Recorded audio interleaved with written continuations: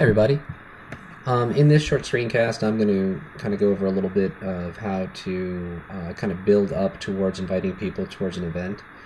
I think one of the most important things you can do first is try to save yourself some time typing in people's email addresses. So instead of going to calendar first, I want to go into mail and talk a little bit about how to create contact groups. So let me explain how a contact group would work. So if I'm going to compose an email, I could compose an email to a whole bunch of different people. But when I make a contact group, if I put in, if I start to type in one of my classes, which I've made into a contact group, instead of typing in everybody's name, I can just put in world, and if I want to email period 1, all right, they all just show up there. And then if I want to add all of my world students, right, I've broken up my contact groups into different periods. Now you don't have to do that, but you can put in different contact groups for different things. You can have contact groups for all types of things, such as clubs and organizations, things like that. So how do you make a contact group? So in your mail, you'll look up at the top where it says mail, and you'll notice that there's this little triangle that's a drop-down menu. So if you just click on that and you go down to contacts, you have the opportunity to be able to pull contacts in together. Right? So here we go. So you'll come into contacts.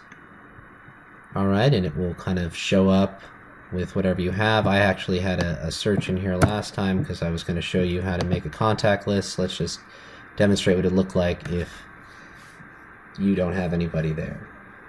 So let's say you want to create a contact list. So you can create a contact list by going down all the way down here. It should just, this thing will be up, and then if you just kind of scroll down, it'll just go away.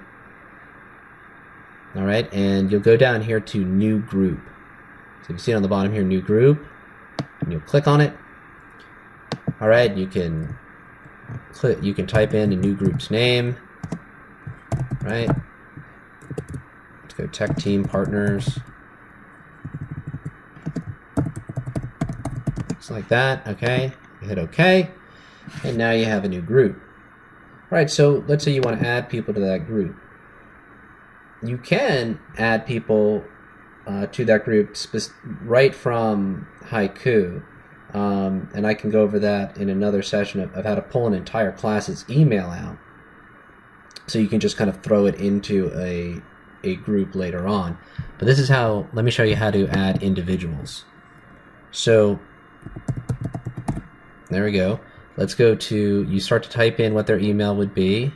They'll pop up, and then their kind of profile in mail will come up.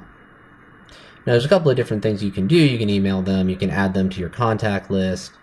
However, if you go up here to this little icon that looks like a person with 3 heads, it's your group's icon. So what you can do here is you can then add this person to one of your groups. Okay, so I created a new group that said Tech Team Partners all the way at the bottom. All right, and if I click that there and apply, all right, Susie will be in my Tech Team contact. Now if I go back into mail